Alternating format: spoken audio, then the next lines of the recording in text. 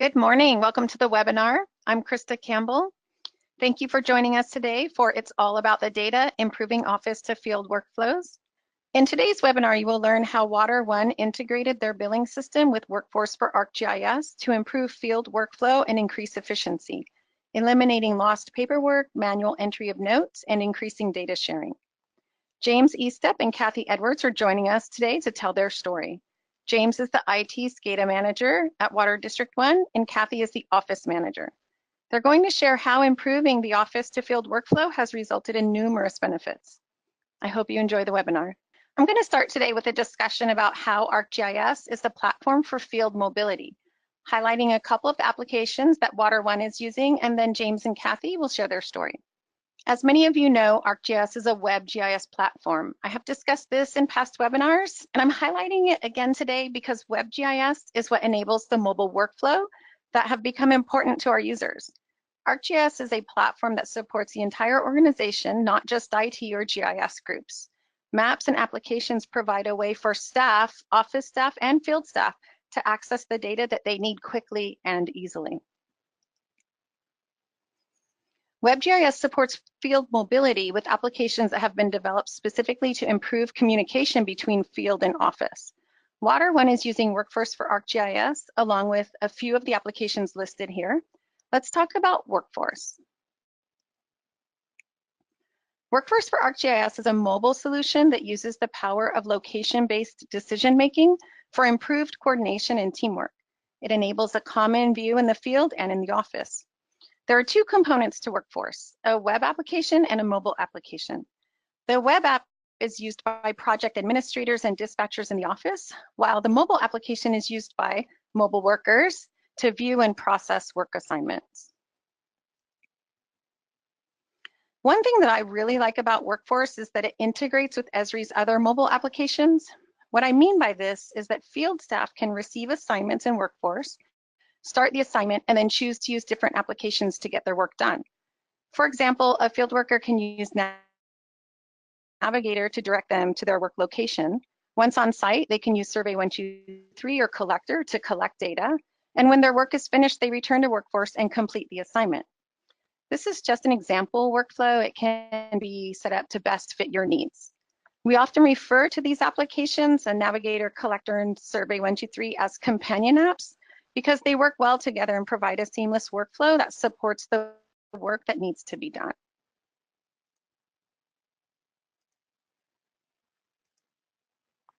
Survey 123 for ArcGIS allows you to quickly design powerful surveys and publish them to ArcGIS.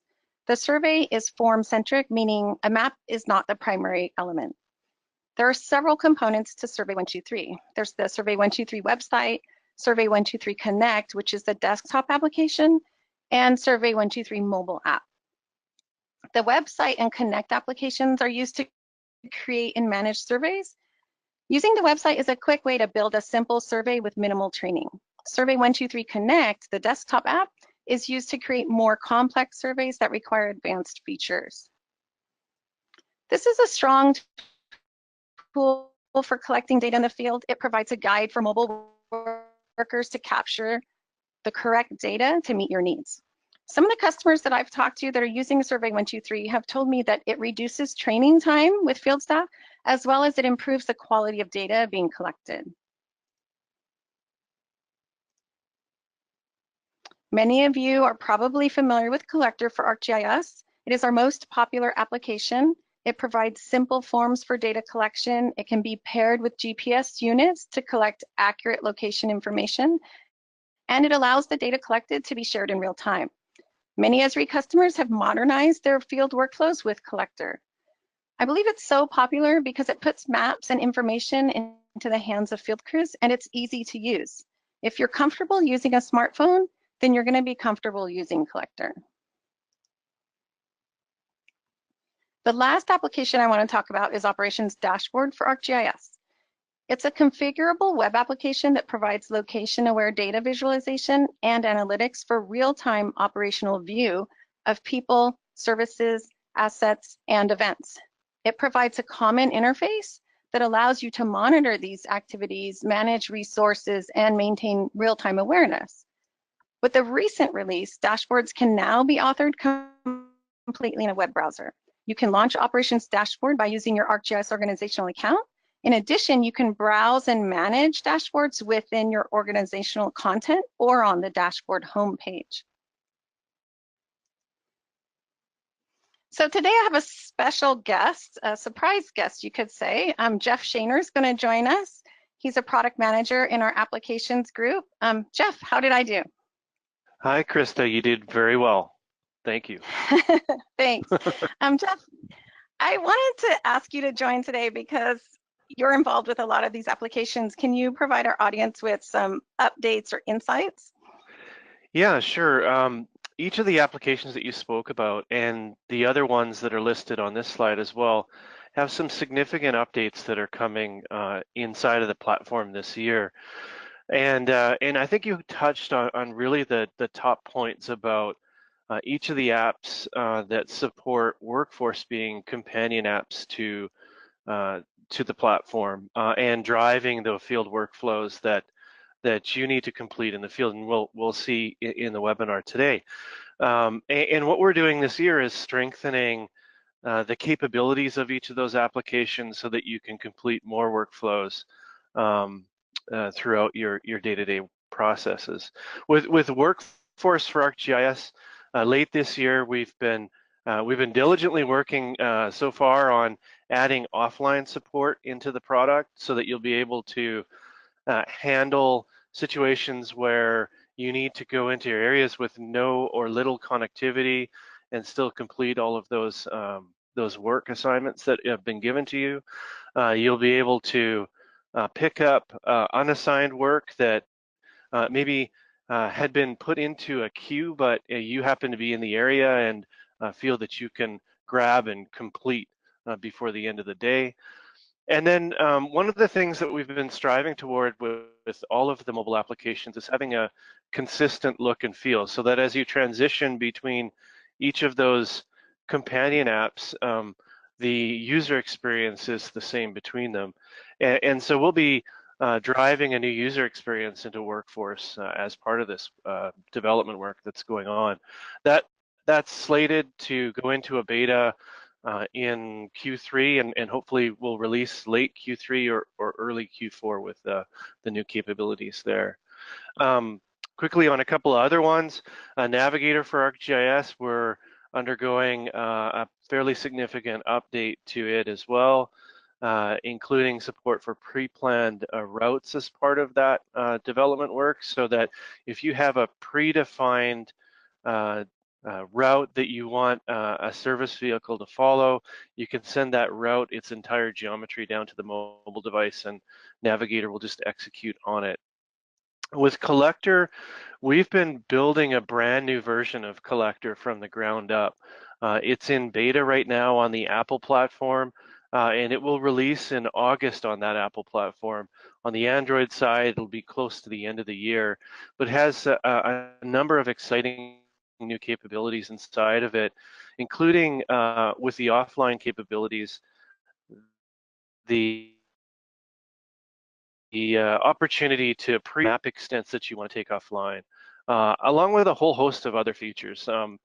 And we can provide after the webinar links on what's happening there.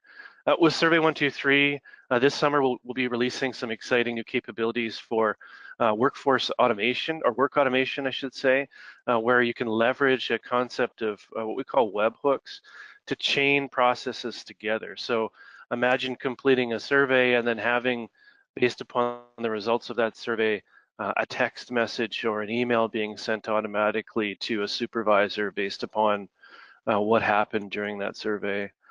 Explorer has undergone a lot of new functionality in the last 6 to 8 months with big releases on both the iOS and Android platforms.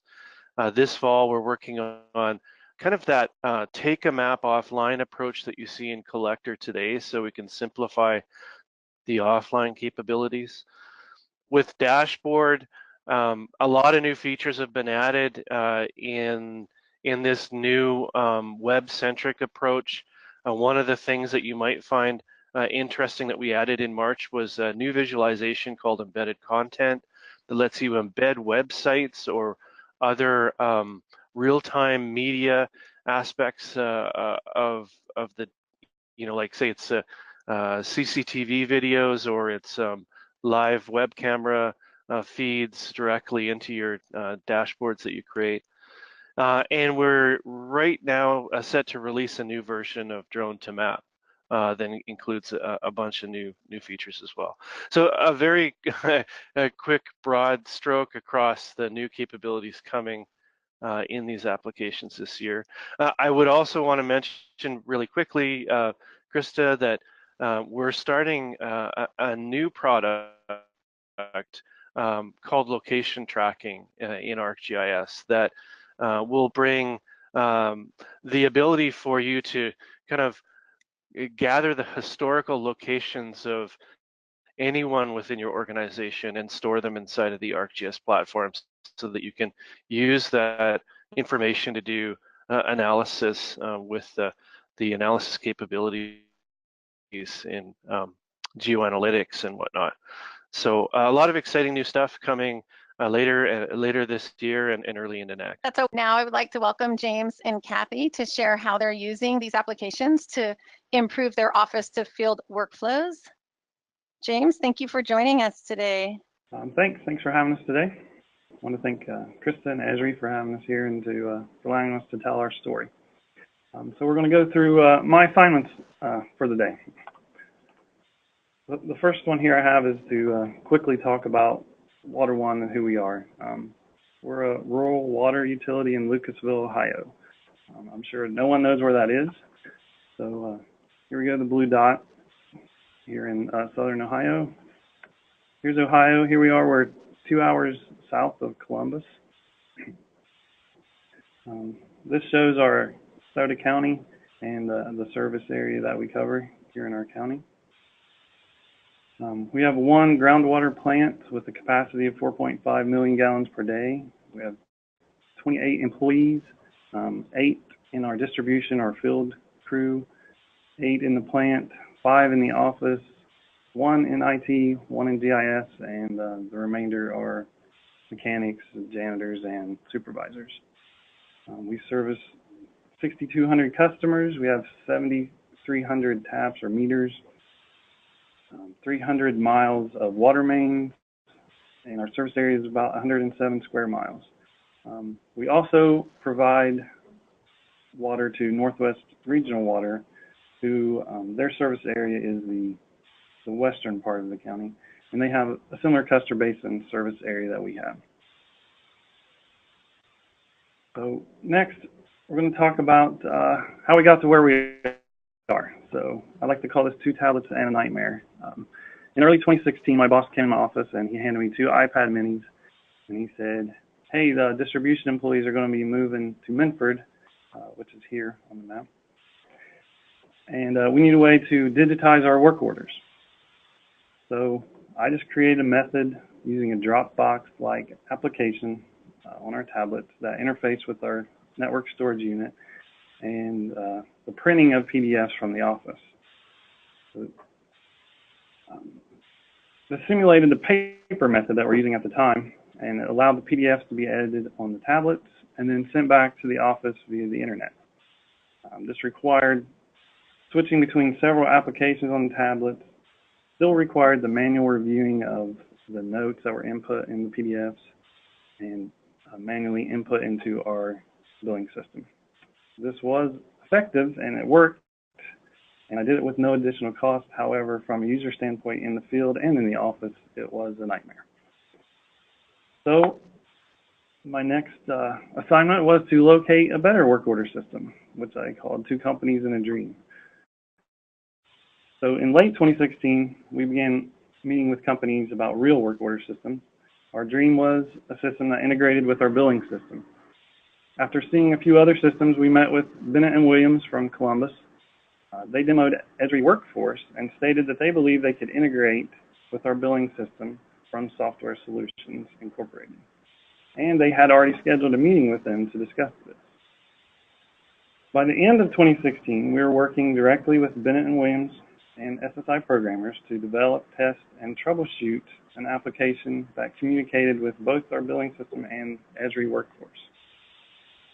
After a quick test run with our disconnect work orders, which are about 5 to 20 a week, in April of 2017, we switched cold turkey from the nightmare PDFs straight to workforce, and we've been using that ever since. Next, Kathy is going to discuss the paper problems that we had, which also would be the PDF problems the same. She's going to discuss how we resolved all these with this new system. Hello, everyone. I run the office, and we took care of all the paperwork for the work orders, and we initiated all the work orders in our office. I'm going to cover some of the issues that we felt were most important and how we solved them using Workforce. One of the first things that we ran into were emergency situations, situations where we got emergency line spots or calls for leaks. And how we would normally handle that would be a paperwork order, several phone calls, identify who might be in the area, and get some of that information out to them. What we ran into is they were getting a limited amount of information. It was taking us a lot of time to push that out to the field.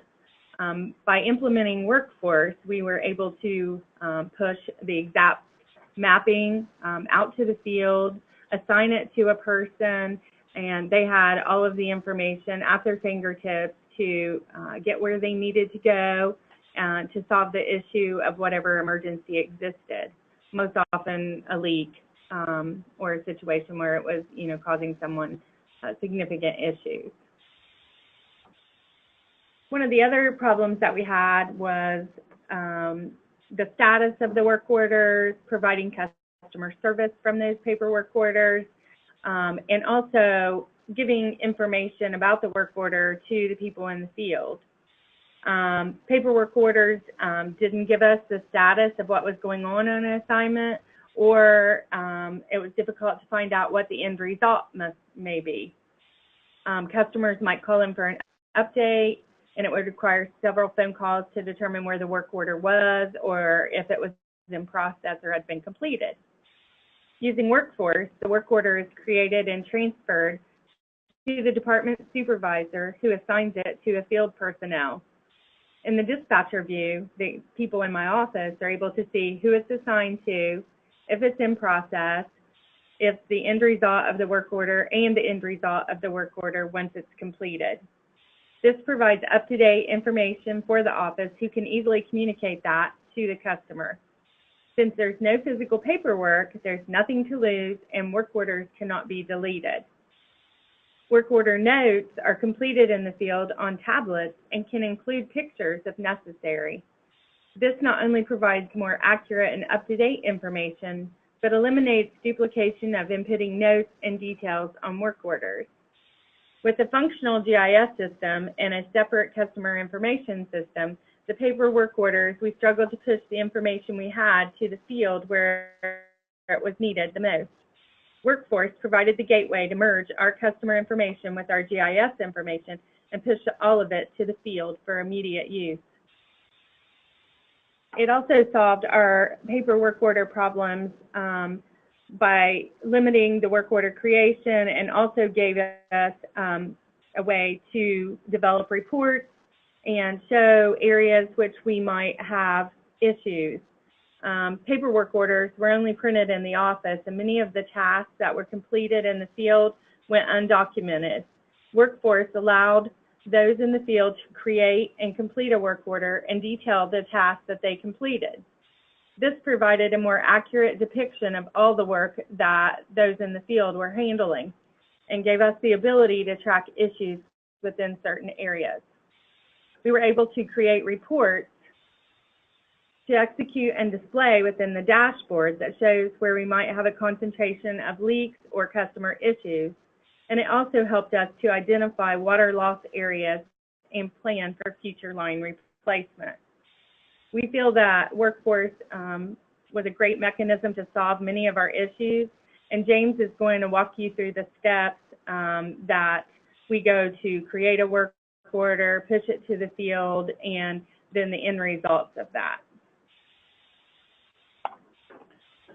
So here I'm going to demonstrate the whole process of how we create a work order in the office, send it out to the field, complete it, and send it back. So hopefully I can do all my screen switching properly.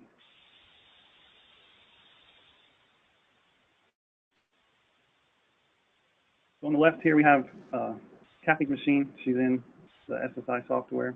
And on the right we have the dispatcher view of workforce.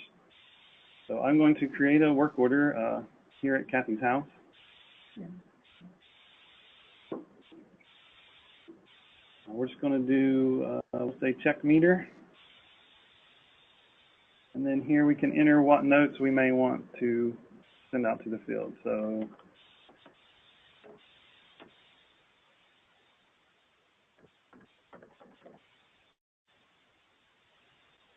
we enter the note, we click update,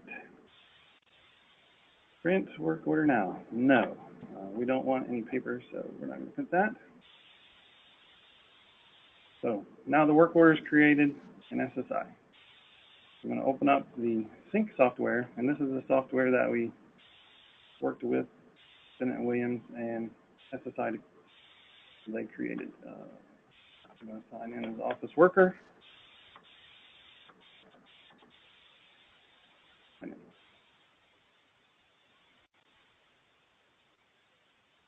So when I signed in, the software queried our ArcGIS online information, pulls up which projects that we have and which ones we can work with, which codes we can use for our work orders, and gets it ready. So next I'm going to click load work orders. When I click this button, it queries the SSI database and pulls in all the work orders that are out there that may need synchronized, and it also looks at the ArcGIS online and shows us the ones that may need synchronized back into SSI. So here we're going to scroll down until we find the work order we just created. We can see it here. We have the software has different color codes. Green signifies work orders that exist in SSI that do not exist in Workforce. Blue are work orders that exist in Workforce that may or may not need to synchronize back into SSI depending on their status. And then if we were to see a white one, that would be a work order that has been sent from the SSI database to the Workforce database, but there hasn't been any changes made on it. So we're going to choose the work order that we've created, the one we want to send out to Workforce. There's a couple defaults we choose here just to, oh, you know what? I'm going to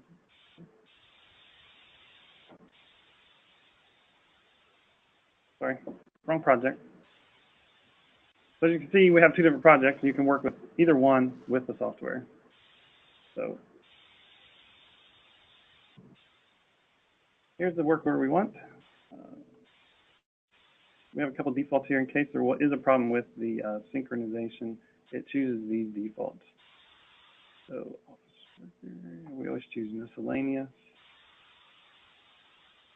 And then we're going to hit save changes. If we wanted to, we could assign this to a worker here, and we could even give it a high priority or a medium priority or whatever we want. We would do this if it was an important leak or some issue like that, but today we're not going to do that so that we can show how everything works. So this is the dispatcher view. I have it sorted by newest first, so I'm going to go ahead and hit save changes here. Yes. 0 work orders were updated in SSI, which is what we expect, and 1 of 1 assignments were created. And click OK.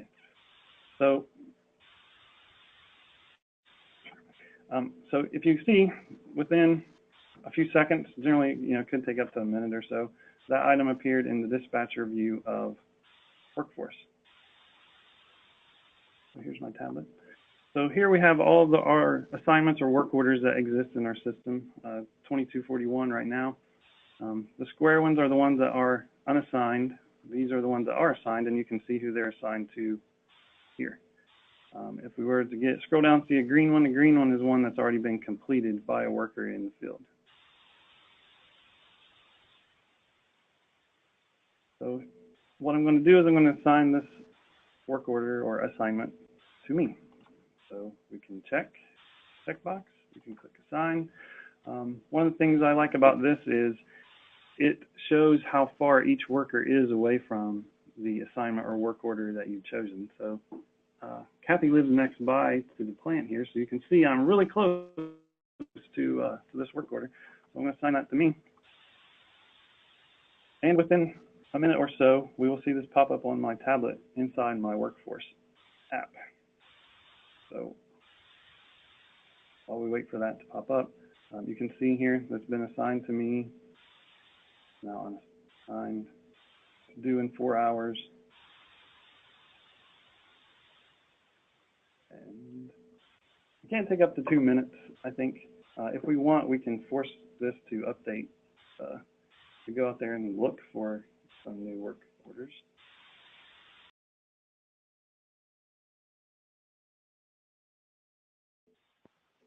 Maybe it doesn't want to give you any work today, James. No work. Sweet. It updated so quickly yesterday. Yeah, I don't. It's very strange. I'm sure our attendees have had similar. Yeah, there we go. We're back. We got our work here to do. So you can see it pops up and says one assignment added. Like I said, it could take up to 2 minutes, so it's not a big deal. So here is the work order. I'm going to touch the work order, and it'll zoom to where it exists on the map, and it'll show the information. If you notice it, when we're in SSI, these are the only things that we had typed in the comment boxes. The software pulls from the database and pulls out other pertinent information that we want the guys in the field to have. It does that by itself. So here's the comments we added and the ones it has, who assigned it. The work order ID is pulled from the SSI database. If we wanted to add an attachment to this, we could do so from Dispatcher here. At any time, we can edit the work order in Dispatcher view. We could come in here and we could select a file and attach it to this, and it would appear right here on the tablet. From here, the worker can obviously see his assignments. If we had multiple assignments, I'm going to zoom out. All the gray dots would appear all over the map to show us where our assignments are located, and all the little green people there are where all the other workers are.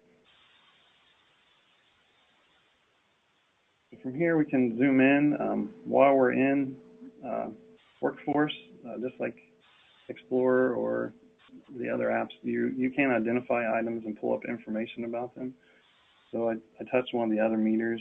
I can touch it and see information about the meter, the last reading, last read date.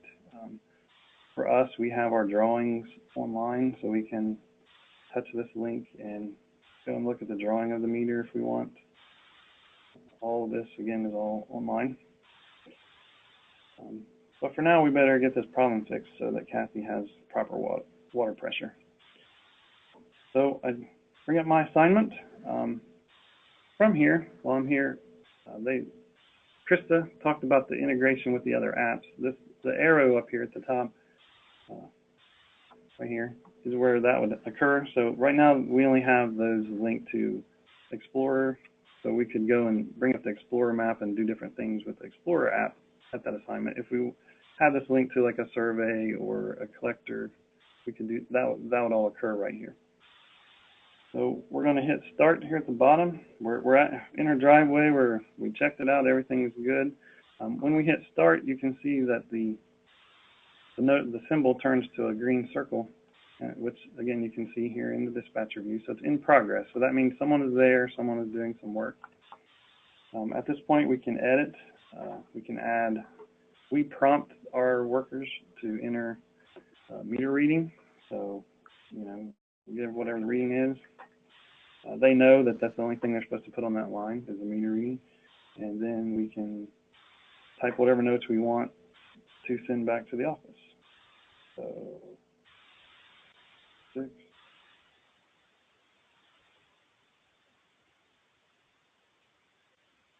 they usually give their initials so that we know who was there, even though we're going to know because Workforce tells us who the worker was that completed the work.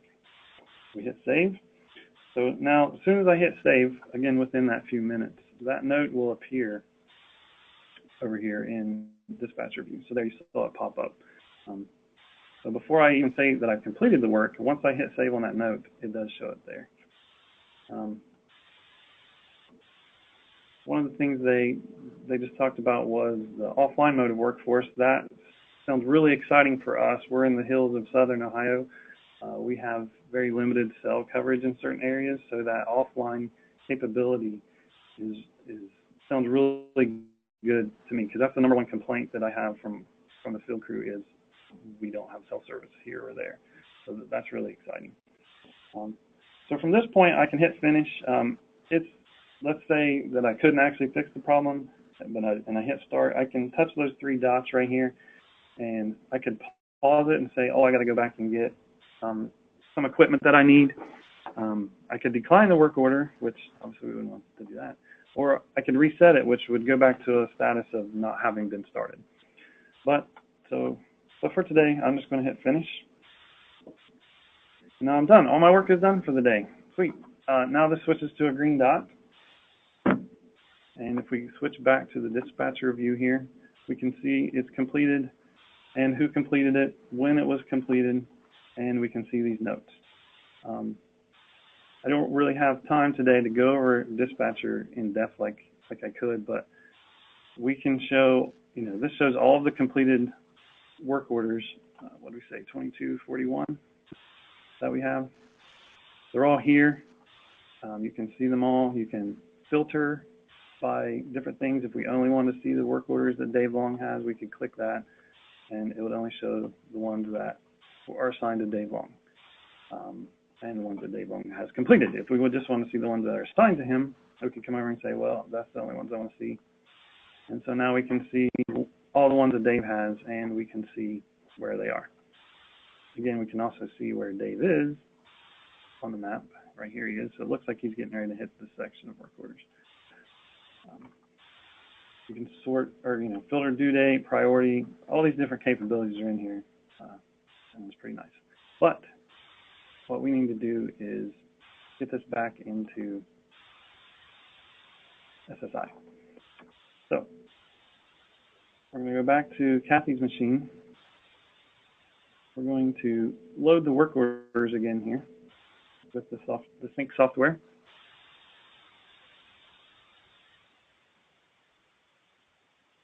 Now the work orders are loaded on them.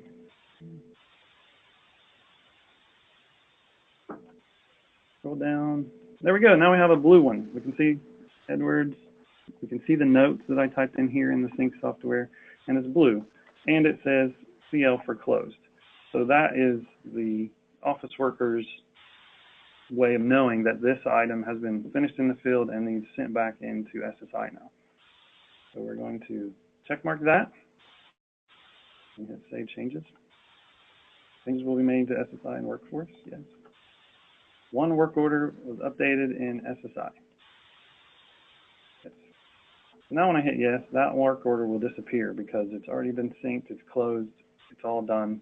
It won't show up here in the sync software any longer. Sync software has a lot of capabilities as well. There's all kinds of fields we can turn on and off, filter out different source codes.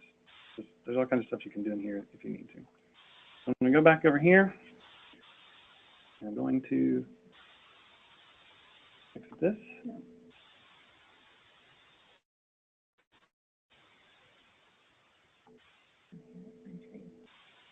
Retrieve last work order. And here we go. We can see the work order. This is the notes that we sent out. Here are the notes that came back in from Workforce. And no one had to retype them. They're all done. So that work order is now finished and closed with today's date. It's all done.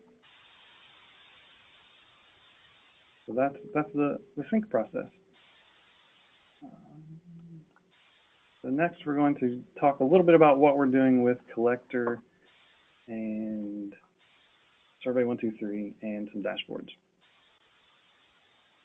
So we'll switch to the collector app. We're not really doing a whole lot with Collector, but what we are doing is what we need to do here. With Collector, we have the ability to collect, obviously, new data. So the biggest thing for us is new meters. So when a new meter goes in, which you can see we have one here on the map, the workers in the field can collect that new meter, and that new meter and any notes they made or pictures they attached or drawings or anything, those can immediately appear on our Explorer map for everyone to view, even the map that they can view in the office as well.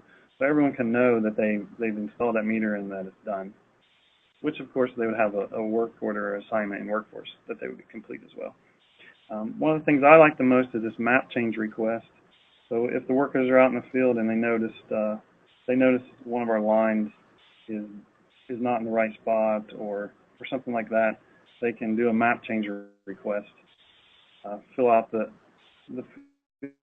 field that we require, and submit that. And then when the GIS coordinator looks at this map, he can say, oh, they found a problem with my map, I need to correct it. And so that's been really useful.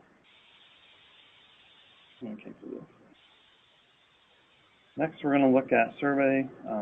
We go to our surveys via Explorer, so I'm actually going to go to Explorer first just to show this. So the biggest survey that we have that we use the most is valve exercise survey. So if one of the workers is out in the field and he's exercising valves, he just gets to the valve wherever he's located, or whatever valve he's turning, touches the valve. You can see shut off valve here. Open up the valve here, he can link to the valve drawing, or we have a link to the valve drawing. He can see all that. He can see the other information regarding that valve that we have. And he has a link right here to the survey. So we touch that link. It automatically switches over to the Survey 123 app. It pre-populates the facility ID, which is how we link that survey to that exact valve. And then now he can answer all the questions that we pose to him. So is the valve accessible? Hopefully. Has it been exercised in the last year? What's the depth? That'd be bad, but okay. What type of valve is it? Is it currently open, normally open? The condition of the valve, all these things. He can answer all these things.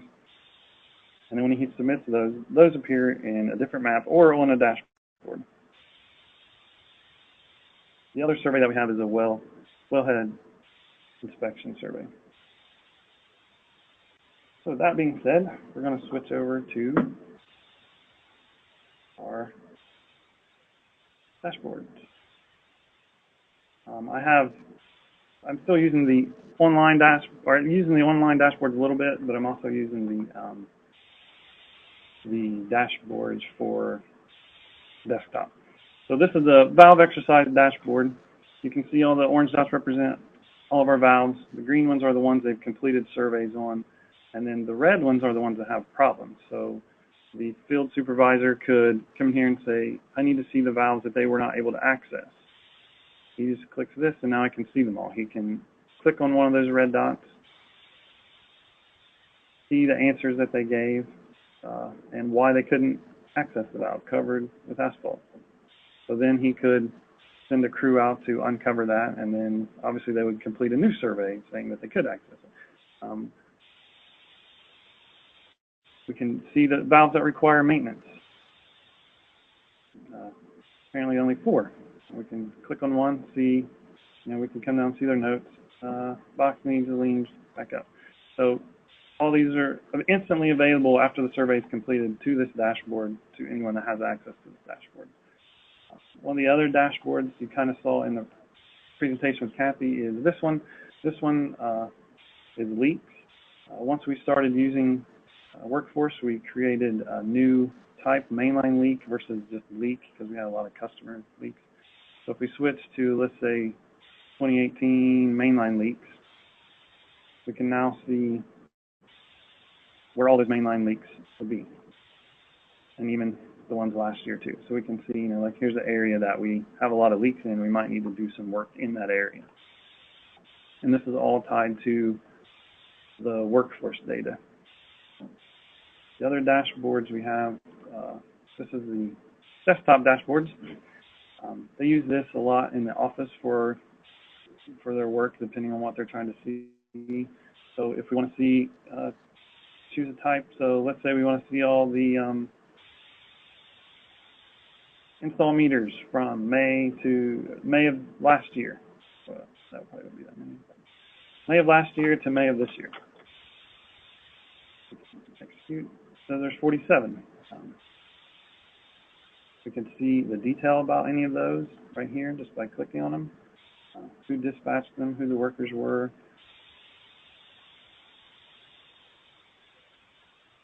Filter out any other data that we need to filter. And we can even pinpoint those on the map and see where all those are located. So I could go and talk about dispatcher view and dashboards for a very long time, but we don't have time for that. So I'm going to proceed here, and I think that my time is about up. So I guess my next assignment for the day will be to try to answer your questions. Thanks, James and Kathy. Great job presenting, and we do have some questions coming in, so I will moderate those questions for you, and we'll get started with that right now. So one of our first questions is about your software and how you're using Workforce and dashboards and all this great stuff that you're showing us. Can you talk a little bit about how your GIS is set up? Are you using all of this via ArcGIS Online, or do you also have Enterprise? Just a little information along those lines. No, we're just using ArcGIS Online. We have one, like I said, one GIS guy. He has the ArcMap on his desktop, and yeah, that's it. Just one guy and one PC, plus all the tablets in the field. Wow, so you did all of this with one GIS guy, a license of desktop, and ArcGIS Online. Right. Well, I mean, I work closely with him. That's why I'm here. I work closely with him, but we only have that on the one machine. Yes. Wow, that's pretty cool. I did not ask you about that before. Okay, one of our other questions is about collecting your data. One of our attendees wants to know if you use any high accuracy devices, handheld units or GPS devices to collect data along with the applications. From the beginning of our GIS implementation, I guess, we've always used a Trimble handheld unit for all of our data collection. Now that we're using Collector in the field, we do have an R1 unit that we Bluetooth to the tablets to collect data. And then the GIS coordinator it's kind of his discretion whether or not that accuracy is good enough for him. If it isn't, then he will create an assignment in Workforce to go and collect a new point at that location. So, yeah. Thanks. Another question is about your field staff. I'm going to combine a couple of these questions. So first, do all of the field staff have their own tablets or devices? And then how are they notified when they're assigned work in Workforce? We have tablets technically per truck. Some trucks have 2 people on them. So obviously there's only one tablet on that truck. And then the other trucks are pretty much just for that person. So that's how we do the tablets. As you saw there, it was kind of quick when we were having that delay with it popping up my assignment, but it does just pop up on the tablet. As long as they have Workforce open in the background or any at all, not fully closed, it will pop up on their screen just like a text notification or and it'll make a sound saying, "Bing, you have a new assignment." Plus, obviously, they're supposed to look at it every now and then, just to see if they have a new one, or if they're in the process of doing an assignment or other assignments, it'll pop up on their screen if they have a new one and just get added to their list. Did I answer that question? Awesome. Yeah, I think so. Good job. We have a question for Jeff. I'm going to go ahead and let him jump in for just a minute. Jeff, our attendees want to know about the scalability of the mobile solutions, specifically users and amounts of data. Are there performance limits, that kind of a thing? Yeah, that's a great question, Krista. Thanks. You know, what we're doing with Workforce as well as the other mobile apps are leveraging web maps and feature services to store and manage all the content.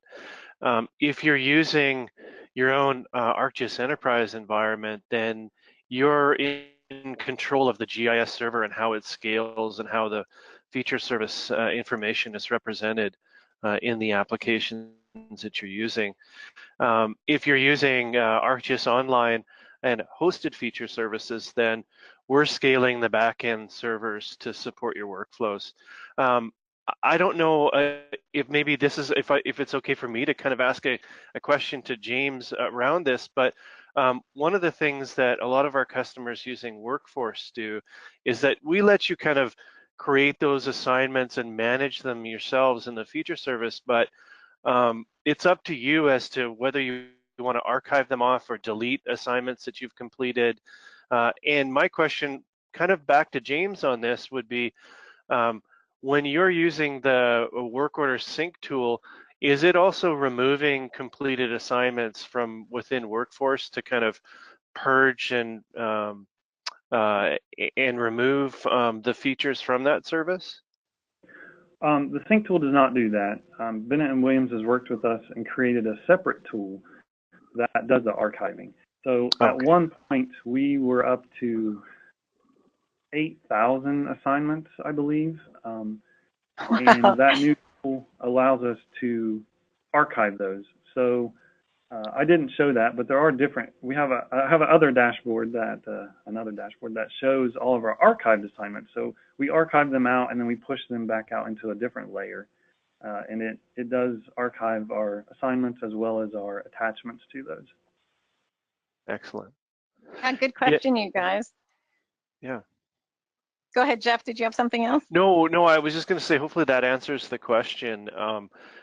It's really up to the back-end infrastructure that you implement. There's really no concerns from the mobile perspective on performance or the scalability with large volumes of data. So very good, thank you. Yeah. We still have questions that we haven't gotten to and new ones coming in, so we're going to keep going with the Q&A. James, we have a question about how your data is organized. Specifically, our attendees want to know if you're using a geometric network, and if not, or if you are you using ArcGIS Desktop as an ArcMap, or are you using ArcGIS Pro? Yeah, we're just using ArcMap. And it is okay. network. Oh, great. All right, next question. Do you have issues with any of the equipment, batteries or overheating? And are your guys in the field all day using their devices and it's smooth, or has anything like that ever come up? If you're talking about the tablets, no. I mean, if they're constantly using Workforce, and they use Explorer quite a bit for the mapping in it because it's a little bit better than using Workforce. But the batteries will not last all day on an iPad. But overheating, I haven't heard any issues with that. So, I mean, like I said, the biggest issue is a battery, and they just have a charger in their truck and keep it plugged in. Oh, very good. Another question, which I haven't heard questions like this in a while, but they're concerned about security with the software. And do you make this information public? Is it secure and only accessible to your staff? How do you handle that? Yeah, I mean, only the people who can log into our accounts on ArcGIS Online have access to that data. And obviously you can talk better to where the data is actually stored.